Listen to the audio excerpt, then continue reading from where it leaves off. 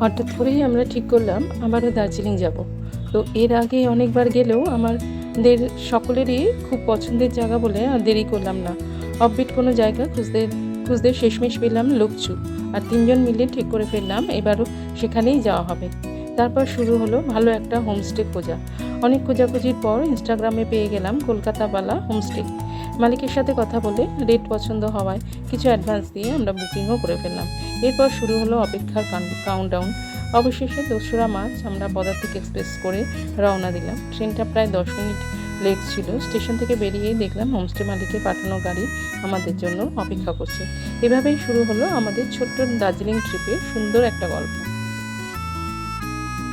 অবশেষে আমরা পৌঁছে গেছি আমাদের হোমস্টেতে, লোকচুর হোমস্টেতে। হোমস্টের বারান্দা থেকে যে ভিউটা ভিডিওর শুরুতেই দেখালাম, তোমরা দেখতেই পেলে অসাধারণ। এই সুন্দর দৃশ্যটাই দেখবো বলেই আমরা এই হোমস্টেতে থাকার সিদ্ধান্তটা করেছিলাম। দেখো, আমাদের জন্য 2টো রুম, 2টো ওয়াশরুমের ব্যবস্থা করা হয়েছে। রুমগুলো খুব সুন্দর করে গোছানো, নিচে কার্পেট পাতা, একদম আরামদায়ক পরিবেশ, আর ওয়াশরুমে গিজারের সুবিধা আছে। সবচেয়ে ভালো লেগেছে 2টো ওয়াশরুমে ভীষণ পরিষ্কার। বাইরে ঘুরতে এলে সবাই যেমনটা আশা করে ঠিক তেমনটাই।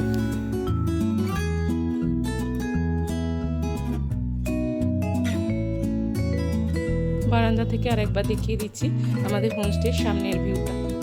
দেখো, অসাধারণ। কুয়াশায় ঢেকে গেছে বলে অতটা ক্লিয়ার দেখা যাচ্ছে না, কিন্তু কুয়াশা ছাড়া অসাধারণ ভিউ। এটা হলো আমাদের আরেকটা রুম। দেখো, সব সুন্দর করে গোছানো, সব কিছুই রয়েছে রুমে।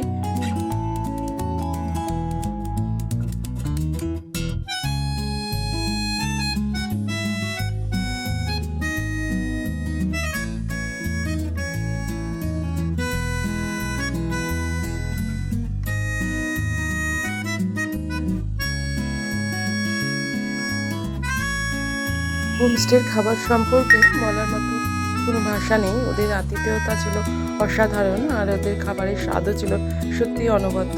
একদিনে এক এক দিনের রেসিপি আরেক দিনে পুনরাবৃত্তি করেনি তারা। প্রতিদিনই নতুন নতুন পদ রান্না করে আমাদের উপহার দিত, আর খাবারের গন্ধ ছিল এতই মনোমুগ্ধকর যে ভিডিও করার কথা মনেই থাকতো না। তবু যতটা সম্ভব আমরা পেরেছি ভিডিও করেছি। এখানে যে কটা খাবার দেওয়া হলো সেগুলোই 2 কি 3 দিন আমরা ছিলাম হোমস্টেতে, সেই 2-3 দিনের খাবারের মেনুই দেওয়া হলো। এছাড়াও আরও এই মেনু ছাড়াও আরও ছিল বিরিয়ানি, একদিন বিরিয়ানিও খাইয়েছিল, সেটা ভিডিও করা হয়ে ওঠে।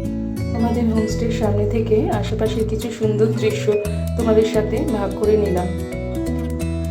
আর সব থেকে বড় কথা, আমাদের হোমস্টের একদিকে ছিল এক বিস্তীর্ণ চা বাগান, আর অন্যদিকে গভীর অরণ্য।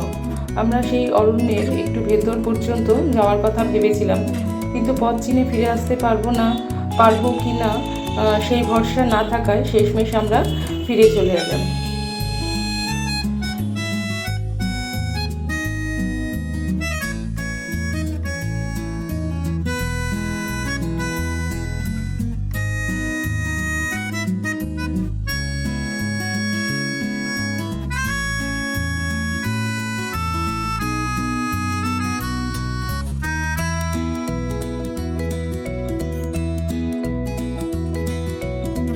তারপর আমরা চা বাগানের দিকেই একটু ঘুরে দেখলাম। পাহাড়ের গায়ে ছড়িয়ে থাকা চা বাগানের মোহময়ী রূপ সত্যি চোখে লেগে থাকার মতো। সেই সুন্দর মুহূর্তগুলোই তোমাদের সামনে একটু তুলে ধরলাম।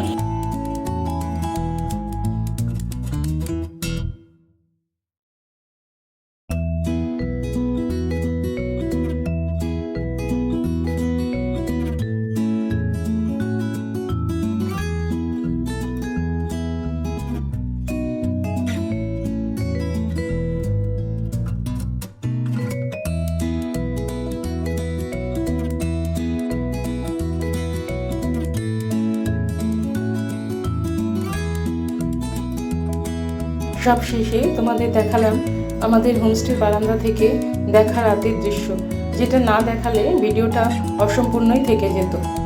এই ছিল আমাদের লোকচু ভ্রমণ অভিজ্ঞতা।